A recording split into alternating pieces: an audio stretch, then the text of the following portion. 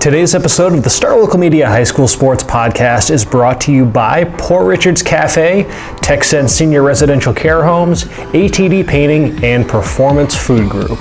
Port Richards Cafe, Plano's oldest restaurant since 1973. They are open daily from 5:30 a.m. to 2:30 p.m., serving the three most important meals of the day: breakfast, lunch, and dessert. It is true Texas home-style cooking made with love and grit. That is Port Richards Cafe, located off of Avenue K in Plano. This podcast is also brought to you by Texan Senior Residential Care Homes, senior care at its best with a family atmosphere. They specialize in making their facilities as close to a home living experience as possible. Not only that, there are no move-in fees and there are no visitation restrictions. They are located near I-635 in Marsh Lane in Dallas, right near Carrollton. For more information, you can call 469-400-7650. That is Texan Senior Residential Care Homes. And now, let's podcast.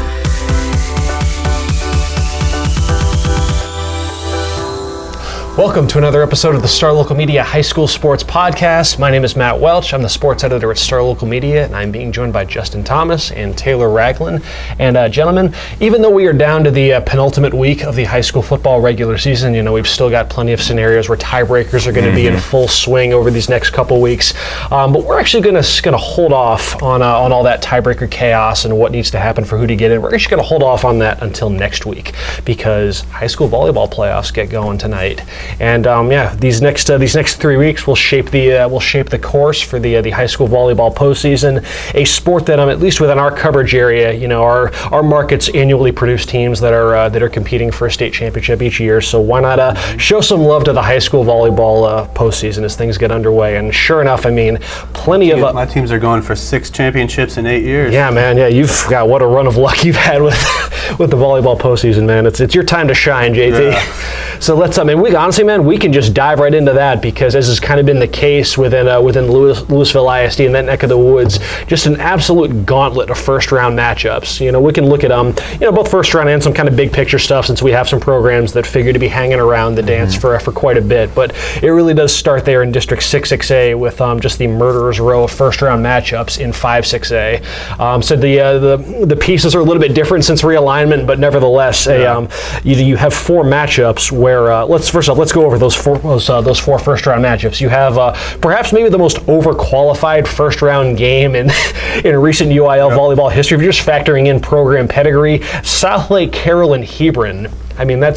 Those are 2 teams that you'd expect, like most years, that's like a state semifinal quality matchup. And nope, the Hawks and the Dragons throw down in the first round. You have Capel and Keller, 2 teams that were state ranked throughout the season. You have Flower Mound and Geyer, same thing with both those teams, and then number 1 ranked Byron Nelson playing Marcus. I'm pretty sure of those 4 matchups, of those 8 teams, 7 of them were state ranked for at least a pretty solid portion of the season. And 6 of them right now are. Yeah, it's when you count honorable mention. Yeah. It's just such a it's a gauntlet, man. So I think you've you're going to be at that Hebron Carroll. Hebron's been kind of one of the fascinating stories of this season as they eye for what would it be, a 4th straight? 4th straight state championship they're going for. They've won 21 playoff matches in a row now. And they've lost 1 set in the playoffs the last 2 years. That was in the first round against Geyer last year. Which is insane when you think of that's really impressive if you do that in district play, let alone just that kind of going through the state playoffs, sweeping everybody. It's definitely been a different roadmap for Hebron, just given what they had to replace from last season. Took them a little while to find their groove, and then about midway through district, they started looking like the Hebron of old. They definitely kicked it up a notch. They had the big win via sweep over Capel. Kind of before we get into this, I just want to throw a couple more Hebron stats at you. Yeah, go for it, man. This is nothing but good Hebron stats. The last 3 straight championships, so they have 5 state championships overall. They've made the playoffs 18 years in a row, so they started in 1999. They didn't make it. I believe they didn't make it their first varsity season under Coach Keeney. But since that season, so 2001, they've made it every single year. And not only have they made it, they've made the area round every year. Wow. Now, a couple of those years, I think they got by-district buys in the 4A level. I don't think they were totally filled brackets then, so they might not have had to win to get to the area round. But they've been in the area round every single season since 2001. So that's consistency. They don't pull off the upset against the Dragons, and I would say they're the underdogs here. the third seed, Carroll's the second seed, and Carroll's spent the year ranked higher most of the year. So I would say a win over Carroll would be an upset. So if they don't pull the upset, this will be the first time since I was in high school that they haven't been in the area round. So it's pretty crazy.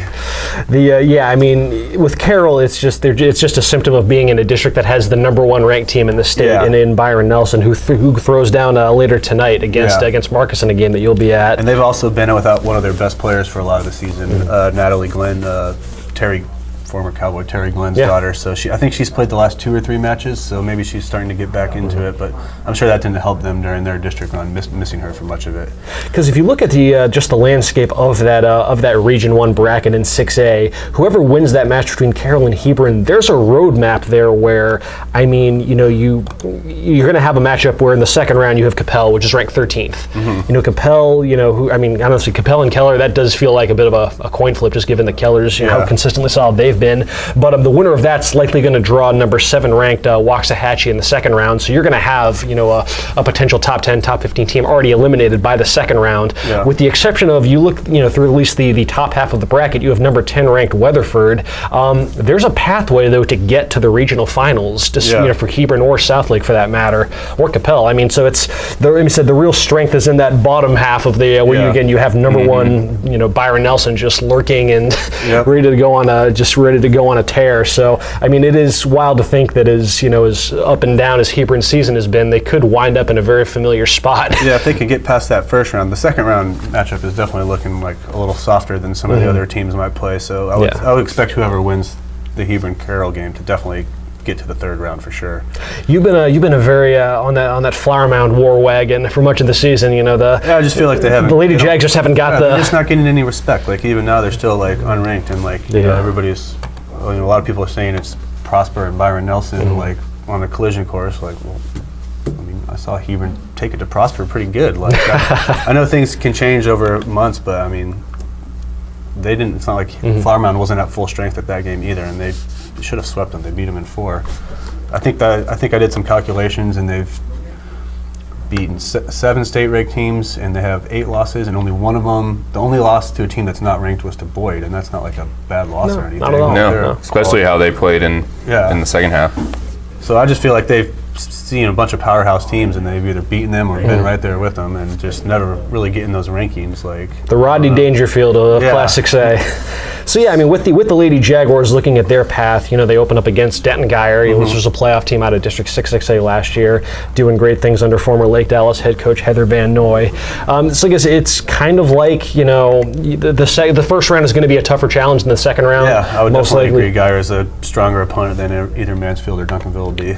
But then I mean, you look at Flower Mound, a potential third round matchup against the aforementioned Byron Nelson Lady Bobcats. And have you been keeping any track of Byron Nelson all the season? I followed them a little bit just because also I went to Carroll, so I keep tabs on them a little closer and see how that district's going. And obviously knowing these teams are going to pair up, and then having seen Byron Nelson the last 2 years in the same district with all those Louisville schools. So they're pretty awesome. They're going to get a good first round game. Marcus is going to be competitive with them. They'll have to. I don't think Marcus can beat them, but they're going to have to work for it. Yeah, because Marcus showed up pretty well against some of the heavyweights in 6A. They definitely showed out well when I saw them play Flower Mound and Capel a couple times. So. But yeah, that certainly looks like the Flower Mound Geyer winner and Byron Nelson are on a third round path there. I'll tell you one, we can transition out a little bit to you, Taylor. One district that is very much relieved to be out of that that mess with 6-6A and 5-6A is Plano ISD, is McKinney ISD, any of the teams that were formerly in District 6-6A that are now in 9-6A over in Region 2. Just kind of breathing a sigh of relief that they're not going to have a state-ranked team staring them down in the very first round of the playoffs. We can talk about Plano West, a team that I think the only other time that we had a volleyball podcast, it was kind of like, what's going on with Plano West? Circling the drain. Plano West was kind of going through a bit of a down patch, considering how strong they started off the year, and now I think it was ironically enough right after that podcast they've righted the ship and they look like the Lady Wolves of old. And it's an interesting parallel to a team like Hebron. Not that they've had the pedigree of Hebron the last several years, but another team that's been very up and down, but now finds itself in the playoffs with a pretty advantageous path to a regional semifinal, potentially against the Woodlands. That's probably the most likely course if everything works out. But I mean, it's been just a return to form. That's the easiest way to say it. I know it's a cliche, but they've simply just returned to the team that they were, at the beginning of the year. They were 7-2 to finish the season. Only losses were to district champion Prosper and Plano, which Plano was a bad loss. And Plano, I think that was the loss that finally kind of turn the ship around a little bit, because they really had some tough moments of internal reflection and how did we lose this game, and that shouldn't have happened, and then losing to Plano finally kind of, I think, capped it for them. That was at home too. Yep. And then after the Plano game, they were 5-1 to finish the season, with the only loss being to Prosper, and that was a 3-2 5-set thriller that went absolutely down to the wire. I was at that game, and that game literally could have gone either way. So it wasn't like they were blown out again by Prosper like they were in the first round. So they look like I want to say they look like a completely different team in the second half of district, but they don't, because they look like the team that they were. They were much better on the block. When things were going poorly, they would serve well, and they would defend the serve well and side out, because their outside hitters are just so good. But they were having a really hard time holding serve and establishing a block, especially against teams like Prosper, or even Plano. With the hitters that they have. But they just look good again, man. And winding up and beating McKinney for that number 2 seed is huge.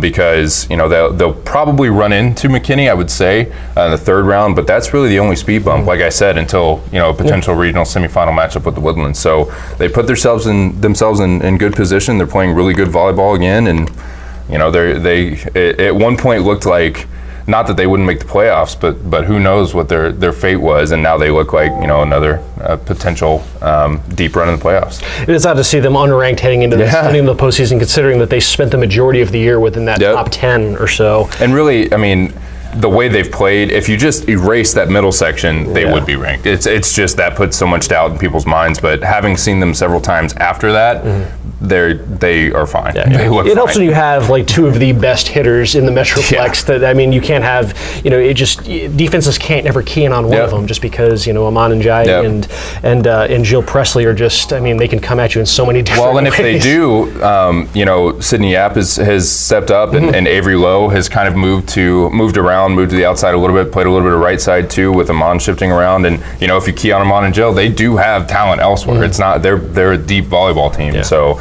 it's but then some nights Aman and Joe are just good enough also. Some nights you just have no answer.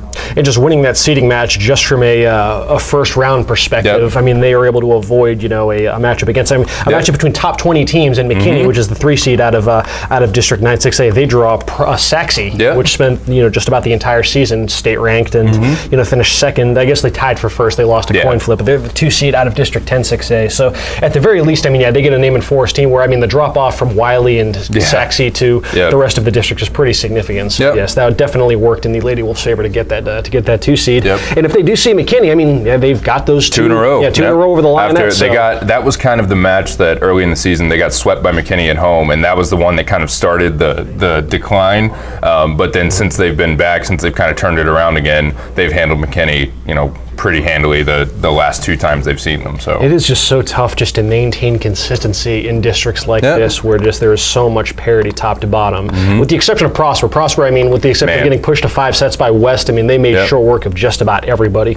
Brian Murphy will be on later on to talk a little bit about the Lady Eagles as they're looking to make a run at a second consecutive state championship. But we talk about just kind of the ups and downs of going through this district, and that's a good way to transition to Plano Senior, which I mean, in 1 week's time, they went from getting swept by McKinney Boyd in a pretty emphatic sweep to beating them in 5 sets, including an emotional 20-18 in the 5th set, to win a play-in match for that last playoff spot.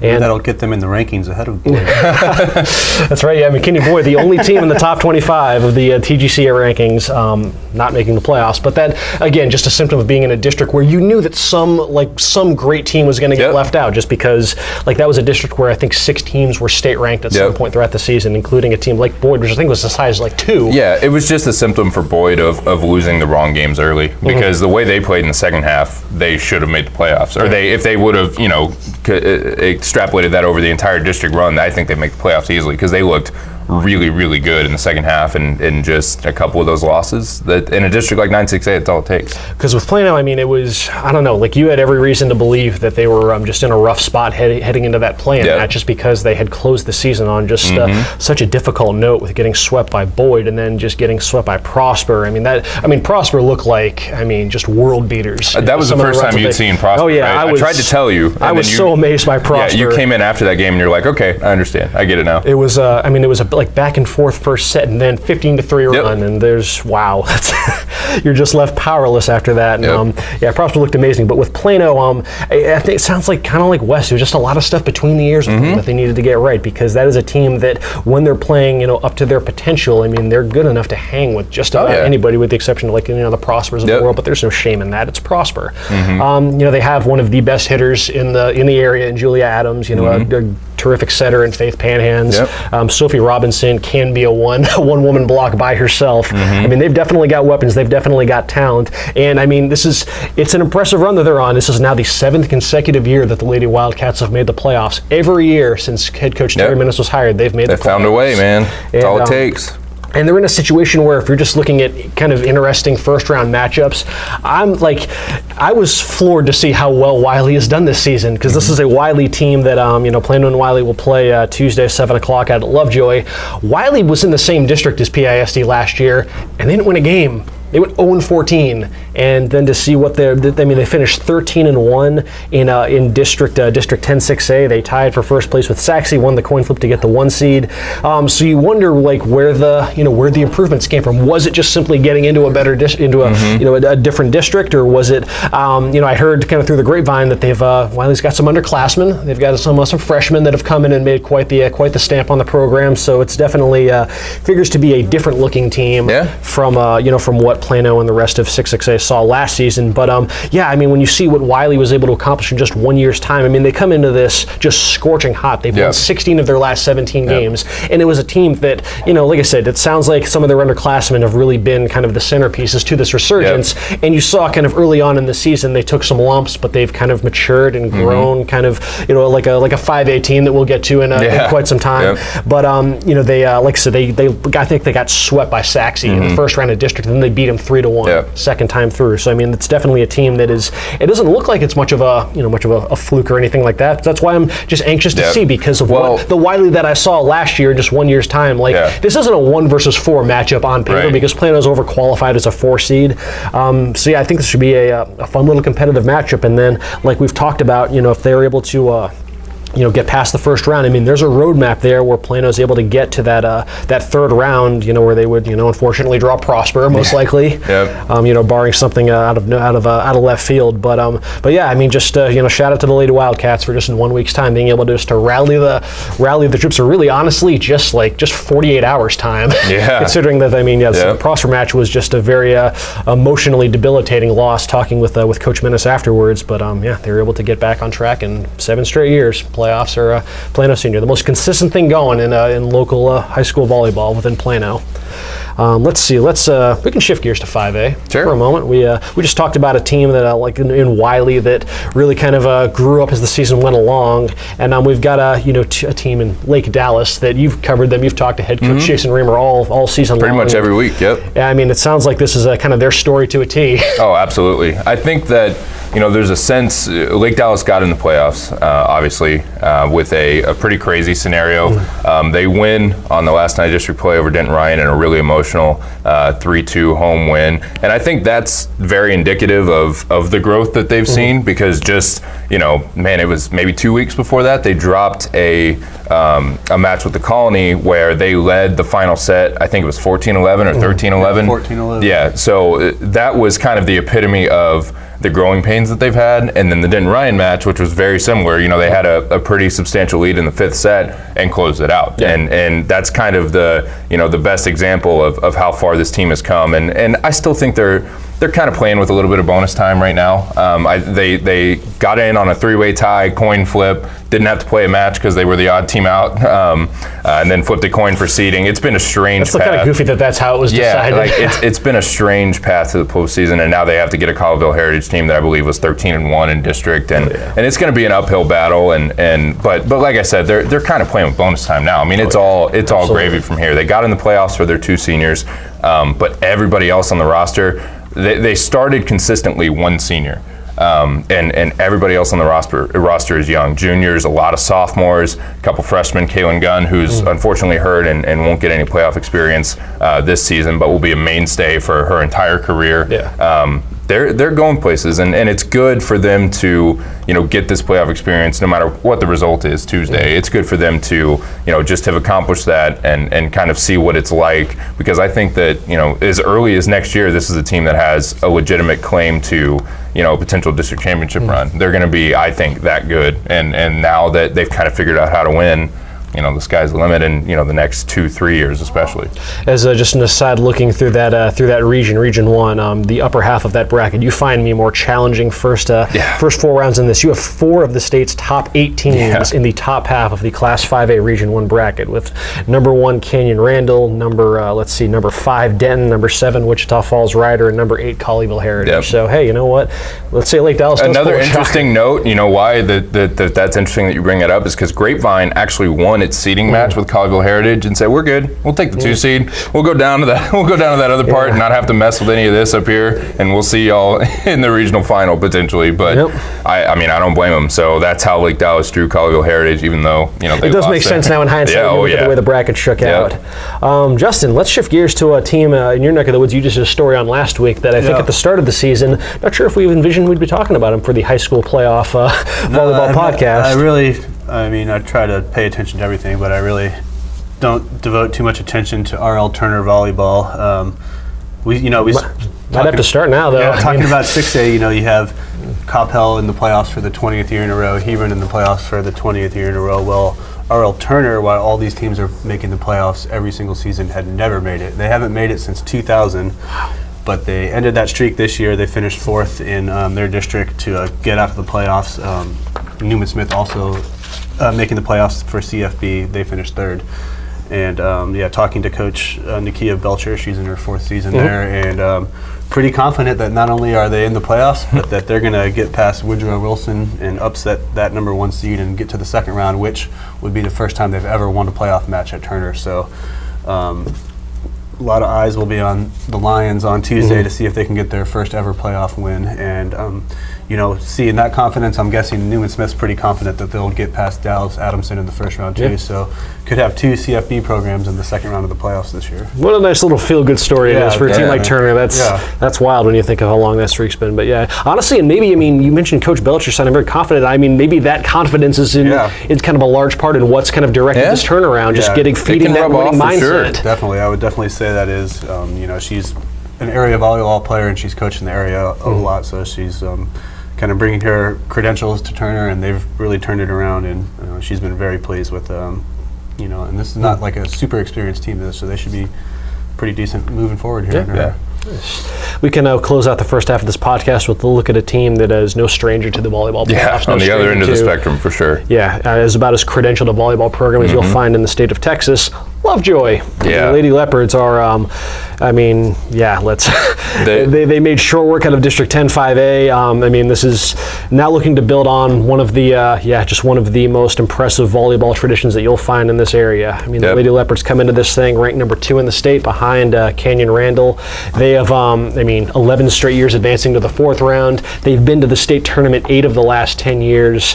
What a run for the Lady Leopards. Taylor, you'll be following this team in addition to Plano West for much of the postseason. Just kind of talk a little bit about the Lady Leopards and just the role that they're on entering. You mentioned the pedigree and how many times they've gone to the state tournament and all of those things. There's no real reason to believe that they can't get right back there again because they're, I believe, 40-6, something like that. Didn't drop a set in district play. I think the most points anybody even scored on them was 20 off the top of my head, something like that. Once. Yeah, like one team got to Wiley East, I think in the 2nd round, got to 20 points in one set.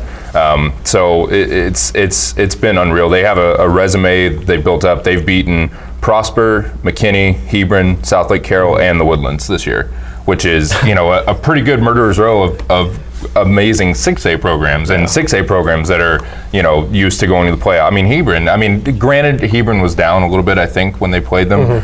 Kind of one of those down stretches from a little bit of a roller coaster year, but still, that Prosper win was last week, when they had a warm-up playoff match, and there's not much else to say. They're for real. I mean, and the only real speed bump that you can even see, that would keep them from getting to, regional semifinal, regional final, state tournament is they'll likely run into Frisco Liberty in the third round.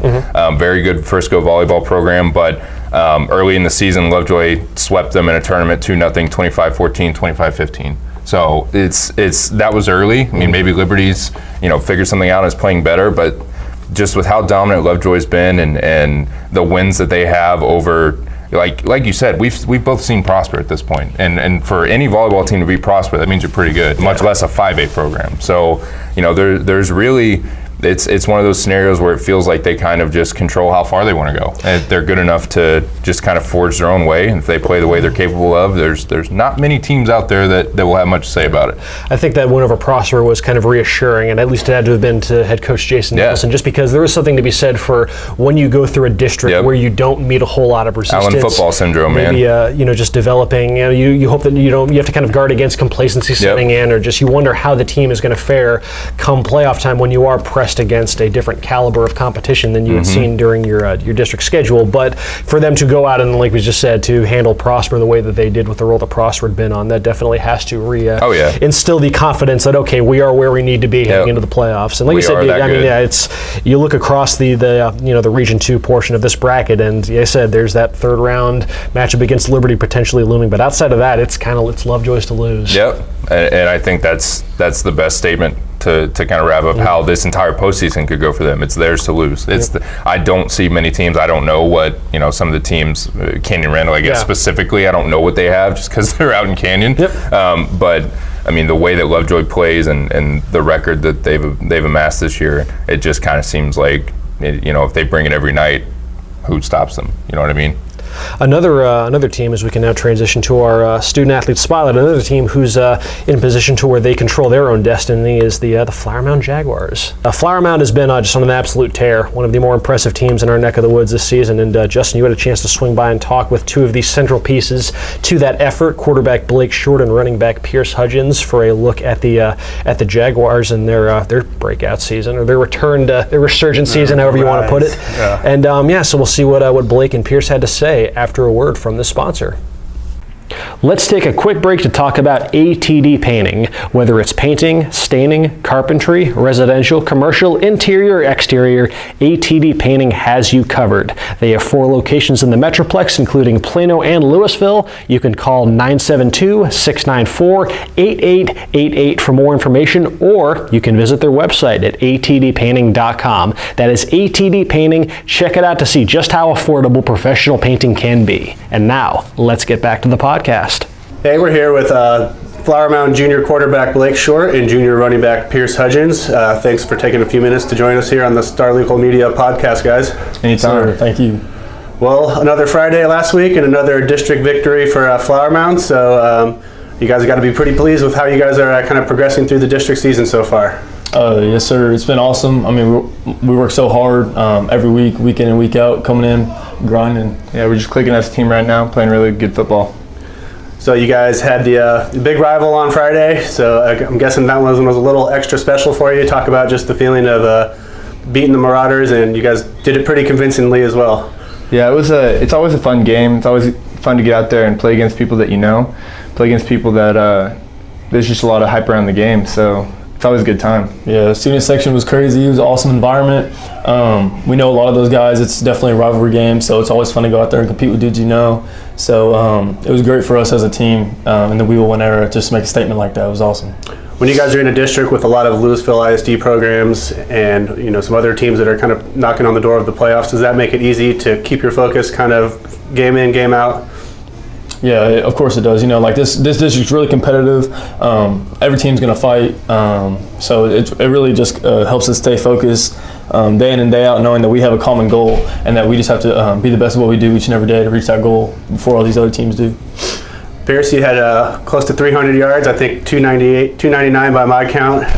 Was that a career high for you? And just talk about how things kind of played out on Friday from your perspective. Yeah, that was a career high, and I mean, I can't say enough for everything that our O-line does, all the work they put in, and just how the whole team was really pushing for a great game. So it was just great to see the whole team coming together and helping a brother out, and I hope to be able to do the same for them. When you guys are going through a game like that and you guys are putting up kind of big stats, are you guys aware of your numbers at all, or does anybody letting you know how the game's going along, or do you see the stats at the end of the game and you're like, wow? Well, I think some people like try to tell us like during the game, but I think me and Pierce do a pretty good job of just like staying focused and not really worrying about that stuff. I mean, of course, people will talk, and after the game we'll all talk about it, but I think we do a really good job of just staying focused and knowing what we got to do to win. So we don't really care about that. We just care about the scoreboard. I think the stats are the most important stat is either a win or a loss. So whenever it comes down to it.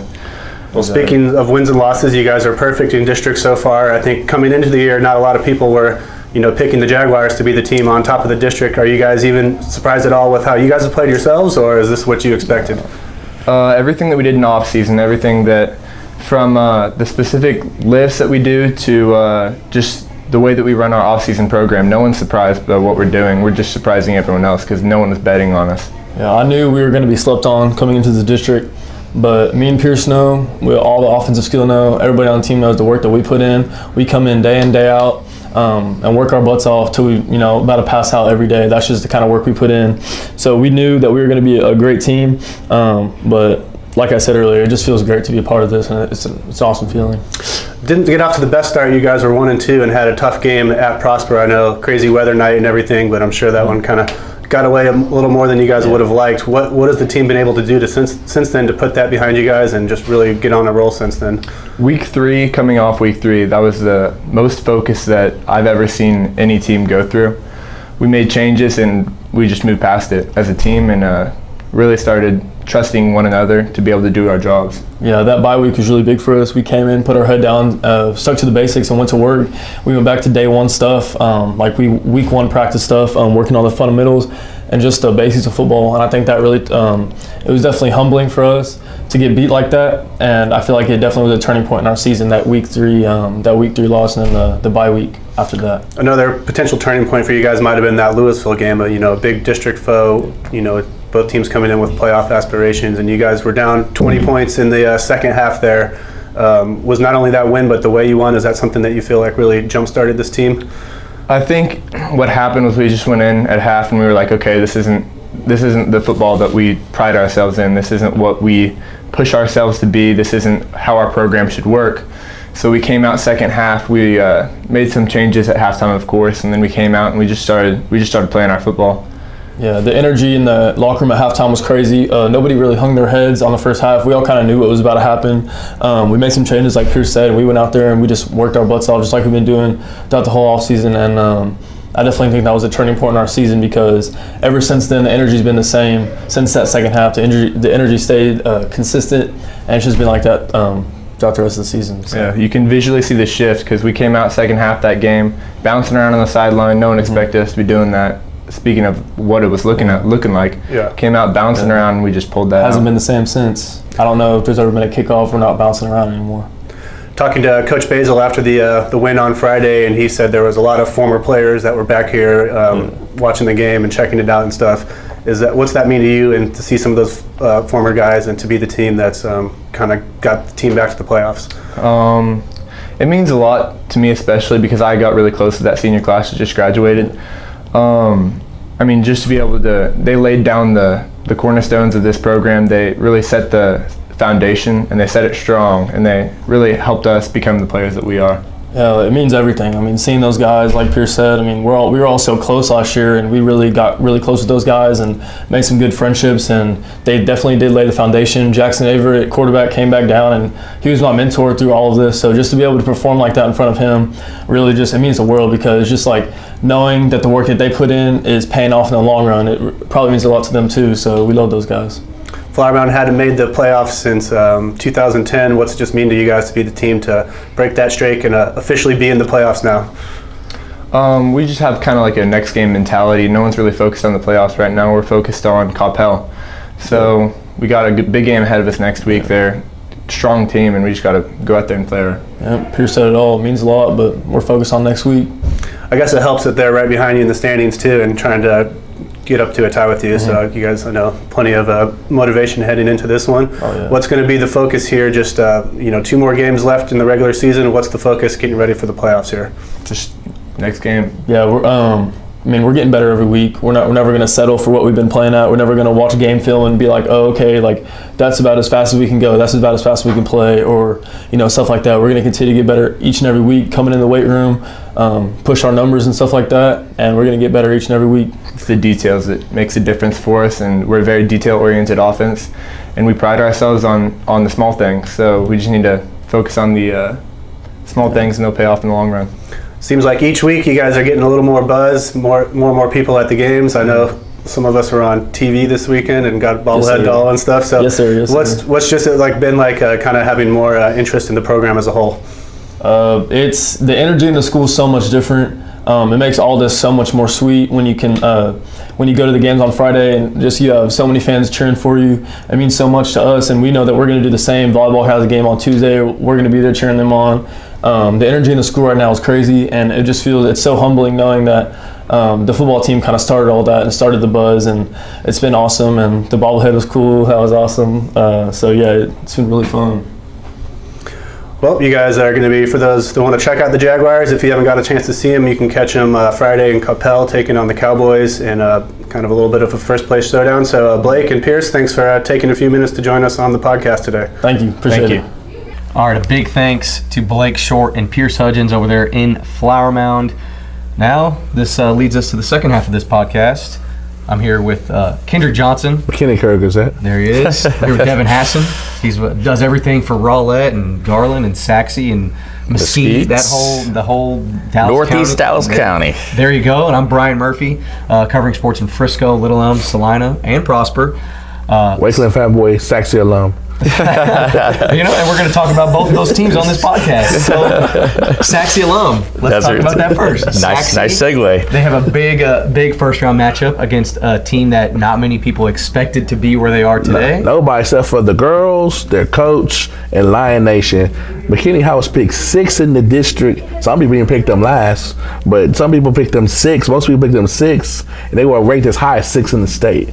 That's what you call Magic season. And they beat everybody in their district at least once, except for Prosper, who ran the table. And they're beating the Plano Wests, the Boyds, the Planos. They're beating legit state-ranked teams with D1 talent, and nobody picked these girls. They have a core of 6 seniors, Caroline Swan, Sophie Manson, Macy Whitburn, and Bailey Abaird. I'm missing one, but they're all been playing together since 7th grade, and it shows because people say the cliche, "Oh, we're 14 strong," or da da da. It's not a cliche with them. They about that life, and that's why they're beating people, because their chemistry and their determination has changed them from being underdogs to getting right now where they're playing Sachse, and I think they're going to beat Sachse and advance on to the next round because all the talent they ain't seen the smoke that Sachse going to bring to the table. This is another day at the office for them. Kendrick, bringing in the hot takes. Yes, bright and early. I think this is a really interesting first-round matchup between two very good teams.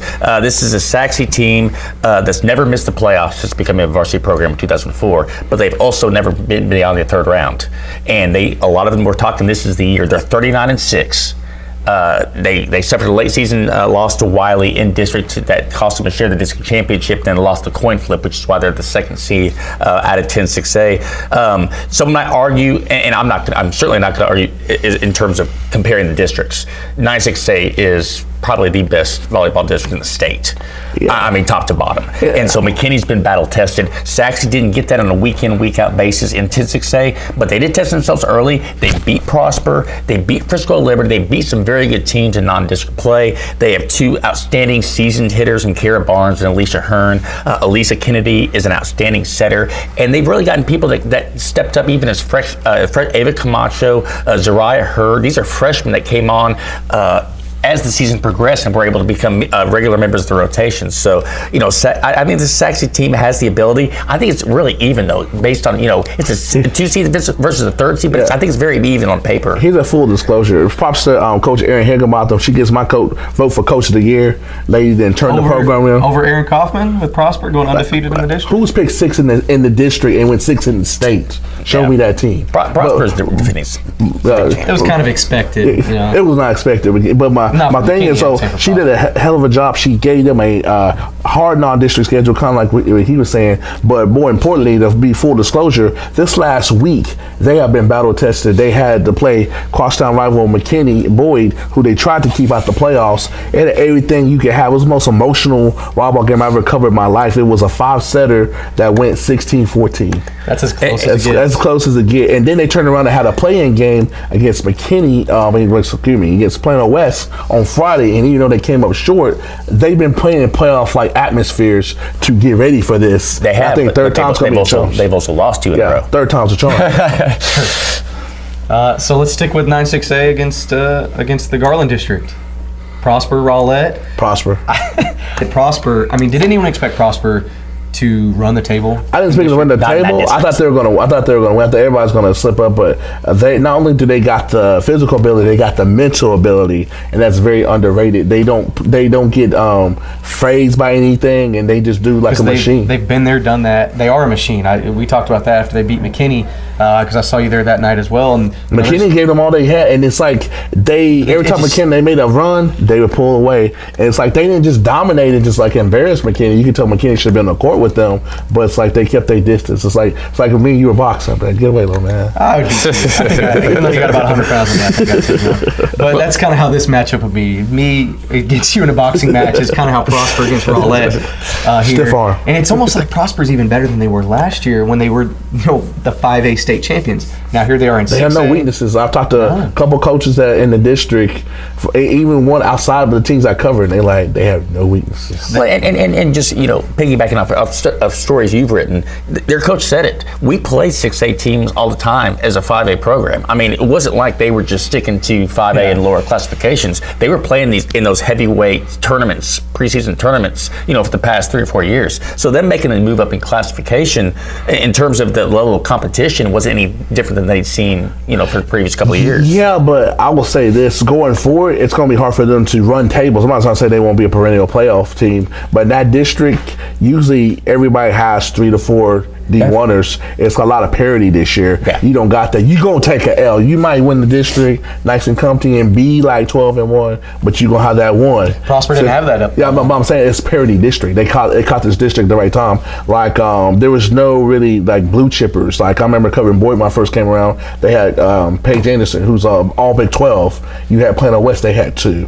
Allen had 3 or 4. So that nobody really had that. A lot of people have a lot of young talent. They have D1ers, but they didn't have those blue chippers.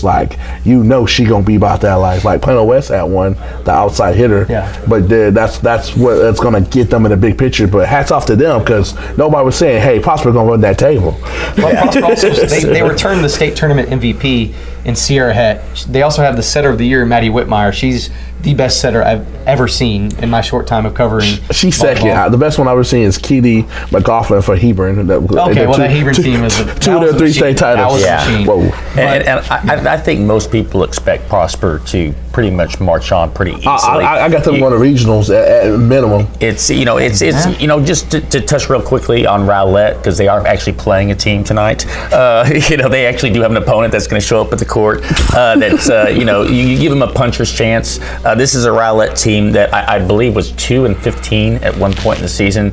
They just got off to a ridiculously slow start, but a lot of those matches were competitive. Mm-hmm. They played in tough tournaments, and a lot of those, those pool games that are best of 3, they were going 3 games. They just could not get over the hump. They kind of put it together in district. They weren't able to knock off their Saxes and the Wileys. They split with Naaman Forest and ended up finishing in a tie for 3rd. They have some very good players. Essence West is the reigning district most valuable player. But it's going to be tough. I mean, they're going to have to play their perfect game, and I don't even know if that's going to be enough against that Prosper team. So basically, they need their personal best just to compete. Pretty much. Well, with Prosper, yes. I mean, that coin flip I said was huge. I didn't see Rowlett play, but I know the area very well with relatives and stuff living out there. Does it seem like there was that pressure keeping that streak alive? I know last year that's what got Boyd. They had been in the playoffs like 9 years in a row, and that pressure internally, I think, kind of got it. And even this year, they were a point away from going to another. They went to 2018 5-setter and lost to Plano. Hats off to JJ Castillo and them. They won third. They're probably the best 30-win team, not in the playoffs, but they had that pressure, that legacy of that program. They had never missed the playoffs 2 years in a row until now, and I think those girls internalized that. Yeah. Do you think Rowlett had that going on there in the district? No, not really, just because they didn't play in the same district. I mean, they didn't have that gauntlet they had to run. Rowlett finished in a tie for third, but they were comfortable. I mean, that upper tier was so much better than the lower tier that it was basically all about seeding. You could realize that pretty much 2 weeks into the district season. That here's your 4 playoff teams. Let's just see how they shake out. So again, Rowlett has not missed the playoffs since their inaugural season in 1996. 97, they made it. They've made it ever since. And a lot of these, no, I'm not that old. This is they have a lot of experience, and girls that had that tough 5-set loss last year in the playoffs. Again, is it gonna be enough to overcome Prosper as a very, very, very tall order? Now, which one of your teams out in Mesquite have better chances of advancing past the first round than Rowlett does? They both have very tough first round opponents as well. Mesquite Horn is the lone MISD team out of 11-6. They finished third behind Rockwall Heath and Rockwall, who are 2 very good programs. And they are on a date with Copperas Cove, who happens to be 40-3. And it's been state ranked for most of the year. Horn has nice players. Shinell Taylor is probably their top player all around, but they also have Anaya Clark, who's an outstanding defensive player, and Michaela Harris, who's a freshman who's come on and made a nice impact. Again, it's so hard to compare because we don't know anything about Copperas Cove. They don't play any common opponents, and that's the thing with that first round matchup with 11-6A and 12-6A with that Killeen Belton district. It's so hard to forecast in any sport, how they match up. But 40-3, I think, speaks for itself. And then and real quickly in 5A, I have Poteet. They're back in the playoffs for the first time since 2015, but they also draw a tough chore against Midlothian, who was the runner-up at a District 14 5A, actually lost to Red Oak on the final day of the regular season in a match that was basically a de facto district championship match. So another team I don't know too much about, but a 2 versus a 3 seed, but that Midlothian team is from what I've read up on them is very solid. So it's going to be upset city if I have teams moving on. Sachse McKinney I say is a toss-up, but if I have other teams playing later this week, it's going to be because they pulled an upset. Gotcha. Sticking in 5A, we have a big matchup between 2 districts. Reedy, McKinney North. Reedy graduated their 2 top players. They're off playing college volleyball now, and they still remained atop the district's elite in the really, really tough all Frisco 9-5A. McKinney North, do they have what it takes to tame the Lions? It's kind of like the district, the 6A version of the 10-6A. They were top heavy. They finished second, which is a very good team. They hadn't been in the playoffs in 5 years. 5 long years, and last year they got to the final game and lost a little elm, and so that kind of stuck with them. So hats off to Coach Christina Fryer and her girls. That senior core, their job was to finish what they started. Shout out to her, the wife of Coach Stephen Fryer at the Liberty Boys basketball head coach too. Coach of the year last year in the district. Christina did a great job, but she got those girls to believe in one another and believe in the program, and it showed in where they played. They constantly got better. Nobody could touch Lovejoy, who might be this year's version of Prosper, so there's no shame in losing to them. They lost to Wally East, and they took that really at heart, and they played them again and beat them 3-1. So that just shows the signs of progression. But I don't know about this. Is another what you this is a 2-3 matchup where that 3 seed might be way better than this 2 seed based off their district. Reedy finished 15-3. Yeah, they played 18 district games because there are 10 teams in this Frisco district. They finished 15-3. Just 1 game behind the district champion Liberty, who's state ranked, awesome. Wakeland is right there, 15-3. That district is so tough. So I think Reedy is so battle tested. That first set is going to be crucial for North. And North can give up confidence, they have a shot. But it's going to be, they're going to have to come out the gates just swinging and going for broke. I know these girls, they will lay it on the line, and I think it'll be a lot closer than what people think, but I don't see them getting the W. I think Reedy's going to be a little too tough for them, but it's a big deal them just even getting there. So they're playing with house money. And they might have house money, ladies and gentlemen. They might have that's true. They might have a little bit of an advantage. Also, that game is going to be played at McKinney High, so they're drawing Frisco Reedy out to McKinney, so they might have a little bit of a home court advantage there. Sticking with my district, just quick hit some of these matchups. Lebanon Trail. You got like 8 of them. Lebanon Trail, congrats to them making the playoffs in their first ever varsity season in 5A. They finished 4th in that district. Now they have to play Lovejoy, a team that just beat Prosper in a warm-up match, getting ready for the playoffs. A team that very well could win the 5A state title there. And Wakeland, which is the game I'll be at Tuesday night, they take on Wiley East at McKinney Boyd tomorrow. So which games are y'all going to be covering tonight/tomorrow? I go to the North game. I had some planned for the McKinney game. Had to scratch that because it's a big deal, McKinney. Because McKinney goes and wins this playoff game, that'll be huge for that program and what they're building over there. Sachse, for sure. But cap off this I won't call it a dream season, but as Skip Bayless would say on Undisputed, they're on a magic carpet ride right now. Skip Bayless reference on the podcast. All right, so you'll be at North Reedy at McKinney High on Tuesday. And you'll be at McKinney Sachse? I will be at McKinney and Sachse, and I will take care of your McKinney folks for you. Make sure that they're fine peoples. Yeah, good people. Good people. That's something crazy. It's your boy Devin over here. And like I said, what we talked about before, what should be one of the best first-round matchups in the area, if not the state. Wow. All right, and then I'll be at Prosper Rowlett. Hopefully it's not a sweep. Fingers crossed. And then tomorrow night I'll be at Wakeland Wiley East, like I said. So that'll Wakeland fanboy. That'll just about wrap it up for this another volleyball edition of the High School Sports Podcast. It's Kendrick Johnson. It's Devin Hassan. I'm Brian Murphy, and we'll talk to you later this week. Thanks for checking out this edition of the Star Local Media High School Sports Podcast, brought to you by Performance Food Group. They deliver more than 150,000 food and related products to customers all across the country. Their McKinney office is currently hiring Class A CDL drivers, order selectors, and many other entry and part-time positions. For more information, you can visit their website at pfgc.com/careers, or you can call 214-491-3130. That is Performance Food Group, located in McKinney at 500 Metro Park Drive.